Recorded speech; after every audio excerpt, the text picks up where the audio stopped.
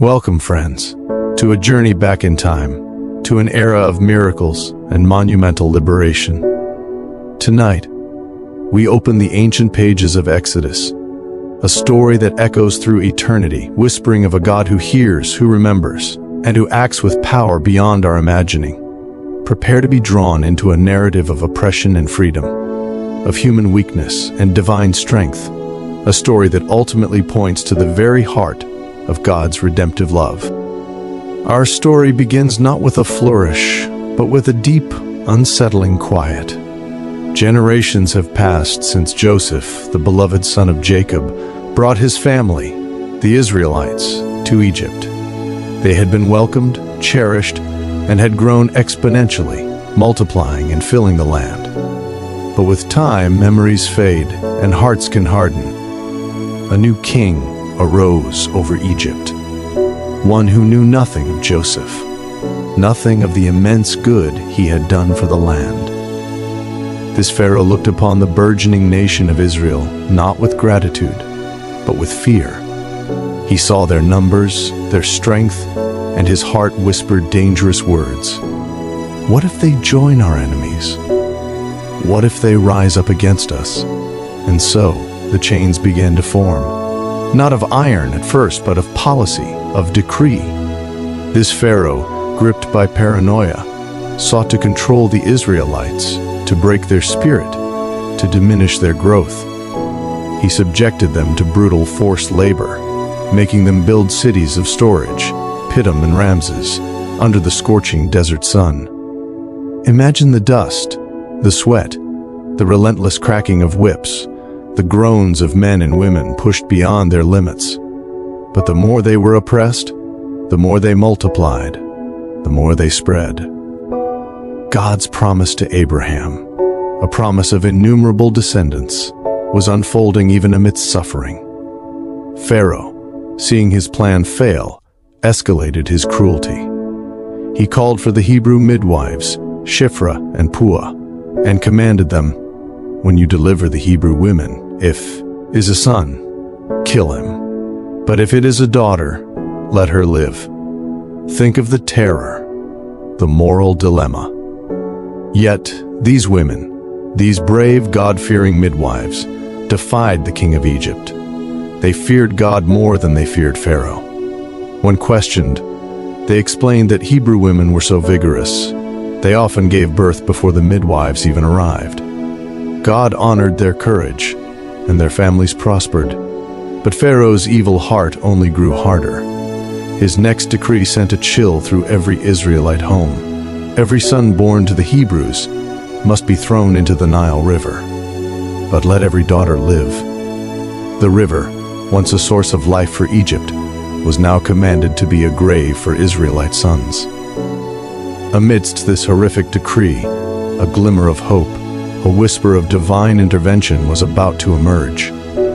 A woman from the tribe of Levi conceived and gave birth to a son. For 3 months she hid him, shielding him from the Pharaoh's murderous decree. But she couldn't hide him forever. With a mother's desperate love and a spark of faith, she devised a plan. She took a papyrus basket, waterproofed it with tar and pitch, and gently placed her baby inside. Then, she laid the basket among the reeds along the bank of the Nile. His older sister, Miriam, stood at a distance, watching with bated breath. And then, by what many would call coincidence, but what we know was divine orchestration, Pharaoh's own daughter came down to the river to bathe. Her attendants walked alongside her. She saw the basket among the reeds and sent her female slave to get it. When she opened it, she saw the baby, weeping. Her heart, unlike her father's, was moved with compassion. "This is one of the Hebrew babies," she said. Miriam, quick-thinking, stepped forward. "Shall I go and get one of the Hebrew women to nurse the baby for you?" Pharaoh's daughter agreed. Miriam hurried and brought the baby's own mother. Imagine the mother's quiet joy, the silent prayer of thanks, as she was hired to nurse her own son. And so, the baby was saved, growing up in the palace of the very man who sought to destroy him. Pharaoh's daughter named him Moses, saying, "I drew him out of the water." Moses grew, raised as an Egyptian prince, yet carrying the blood of Israel. He saw the lavishness of the palace, but also the brutal reality of his people's suffering. One day, as a grown man, Moses went out to where his people were, and he saw their forced labor. He witnessed an Egyptian beating a Hebrew, one of his own kin. In a fit of righteous anger, Moses looked around, saw no one, and struck down the Egyptian, burying him in the sand. The next day, he went out again and saw two Hebrews fighting. "Why are you hitting your fellow Hebrew?" he asked. The man retorted, "Who made you ruler and judge over us? Are you thinking of killing me as you killed the Egyptian?" Moses was terrified. He realized his deed was known. When Pharaoh heard about it, he sought to kill Moses. But Moses fled from Pharaoh and settled in the land of Midian, far from the land of his birth, far from the suffering of his people, far from the opulent palace he had once called home. In Midian, Moses found refuge. He defended the daughters of a priest named Jethro from shepherds, and in turn, Jethro welcomed him. Moses married Jethro's daughter, Zipporah, and they had a son, Gershom, meaning "I have been a foreigner in a foreign land." For 40 long years Moses, the one destined to lead Israel, was a shepherd, tending sheep in the wilderness. His dreams of deliverance likely long since faded. 40 years passed. Pharaoh, the one who sought to kill Moses, died. But the suffering of the Israelites in Egypt only deepened. Their groans rose up to God, and God heard their groaning. He remembered his covenant with Abraham, Isaac, and Jacob. One day, Moses was leading the flock of Jethro, his father-in-law, to the far side of the wilderness, and he came to Horeb, the mountain of God. And there, a sight unlike any other arrested his attention. A bush was on fire, but it was not consumed. Moses turned aside to see this great sight, why the bush did not burn up. And then a voice called to him from within the bush, "Moses, Moses." Moses answered, "Here I am." The voice said, "Do not come any closer. Take off your sandals, for the place where you are standing is holy ground." Then he said, "I am the God of your father, the God of Abraham, the God of Isaac, and the God of Jacob." Moses hid his face, for he was afraid to look at God. And God spoke, "I have indeed seen the misery of my people in Egypt. I have heard their cry because of their slave drivers, and I am concerned about their suffering. So I have come down to rescue them from the hand of the Egyptians and to bring them up out of that land into a good and spacious land, a land flowing with milk and honey." And then came the staggering command, "So now go. I am sending you to Pharaoh to bring my people Israel out of Egypt." Moses, a simple shepherd, felt the weight of this impossible task. "Who am I?" he stammered, "that I should go to Pharaoh and bring the Israelites out of Egypt?" God's answer was profound, "I will be with you." And then, anticipating Moses' next question, God revealed a name, a mystery, a promise. "I am who I am. This is what you are to say to the Israelites. I am has sent me to you." He would say, "Tell them, the Lord, the God of your fathers, the God of Abraham, the God of Isaac, and the God of Jacob, has sent me to you. This is my name forever, the name you shall use in every generation." Moses, still hesitant, argued, "What if they don't believe me? What if they say, 'The Lord has not appeared to you'?" God then gave Moses 3 signs. His staff would turn into a snake and back again. His hand would become leprous and then healed, and water from the Nile would turn to blood when poured on the ground. Still Moses protested, "O Lord, I have never been eloquent. I am slow of speech and tongue. God's patience was evident. Who gave human beings their mouths? Who makes them deaf or mute? Who gives them sight or makes them blind? Is it not I, the Lord? Now go, I will help you speak, and will teach you what to say." But Moses, still burdened by his inadequacy, pleaded, "Please send someone else." God's anger flared, but his mercy remained. "What about your brother, Aaron the Levite? I know he can speak well. He is already on his way to meet you and will be glad to see you. You shall speak to him and put words in his mouth. I will help both of you speak and will teach you what to do. He will speak to the people for you, and he will be your mouth, and you will be as God to him. And take this staff in your hand, with which you will perform the signs." And so Moses, armed with a divine commission and a humble staff, turned his back on the quiet life of a shepherd and set his face towards Egypt, towards the unimaginable task of confronting a king and liberating a nation. Moses, with his wife Zipporah and his sons, began the arduous journey back to Egypt. On the way, a strange and terrifying encounter occurred. The Lord met Moses and sought to put him to death. Zipporah, understanding the reason, that Moses had not circumcised their son, quickly took a flint knife, cut off her son's foreskin, and touched Moses' feet with it, saying, "You are a bridegroom of blood to me." The Lord then let him alone. This was a stark reminder of the importance of God's covenant. Meanwhile, Aaron, instructed by God, went into the wilderness and met Moses at the mountain of God. Imagine the embrace, the relief, the shared hope as brothers, separated for decades, reunited with a divine purpose. Moses told Aaron everything the Lord had commanded him to say, and all the signs he had been told to perform. Together they gathered all the elders of the Israelites. Aaron spoke all the words the Lord had given to Moses, and Moses performed the signs before the people.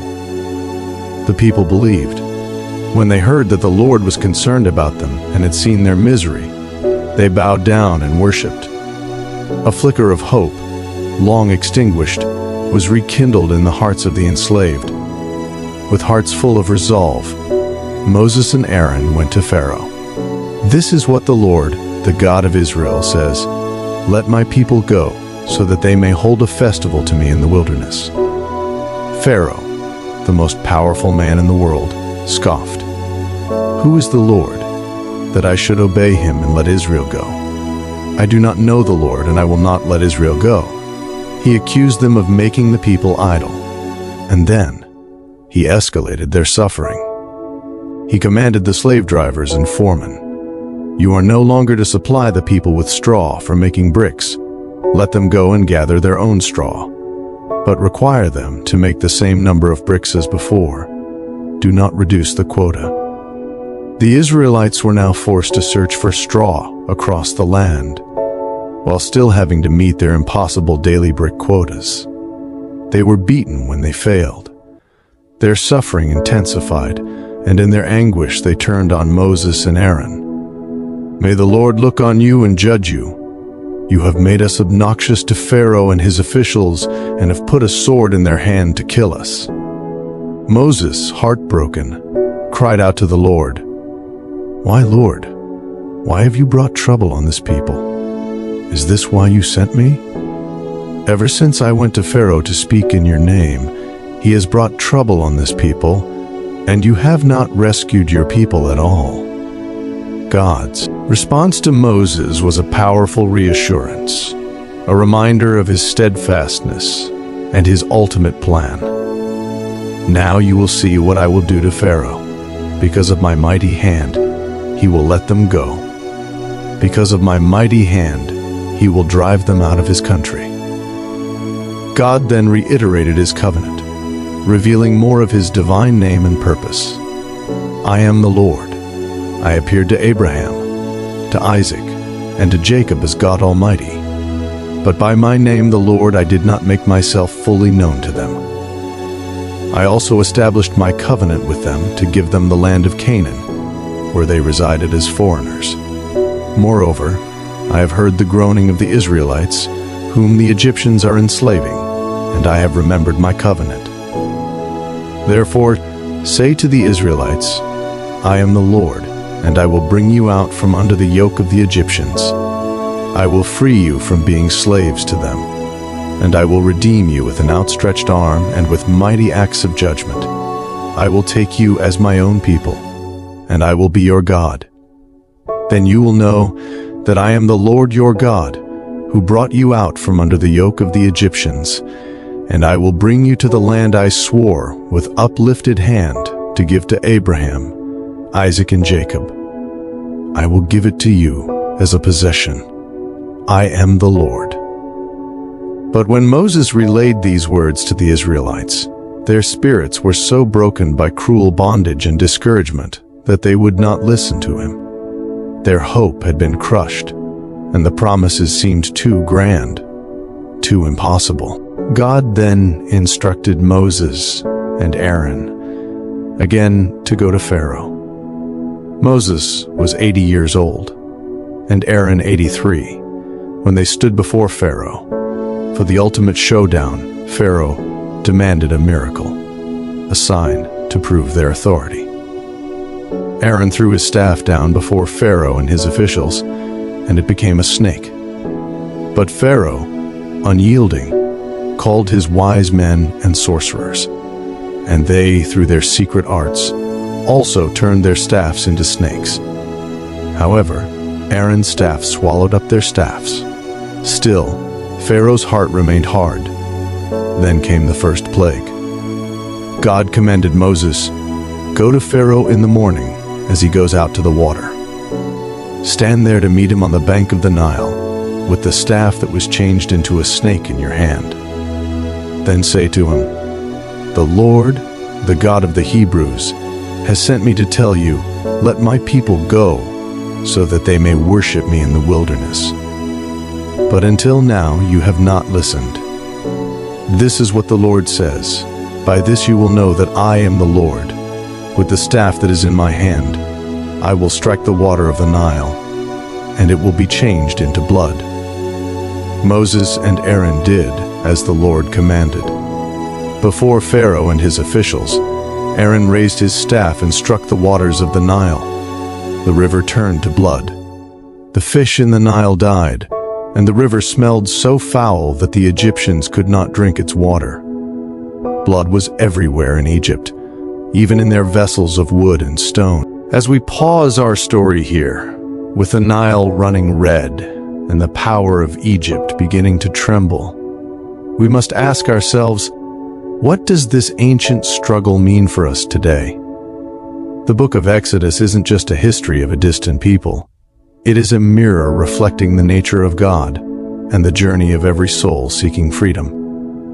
1. God hears the silent cry. The first lesson is one of profound comfort. For 400 years, the Israelites lived in silence and suffering. They might have felt forgotten, but Exodus tells us that God remembers his promises. He heard their groaning and saw their misery.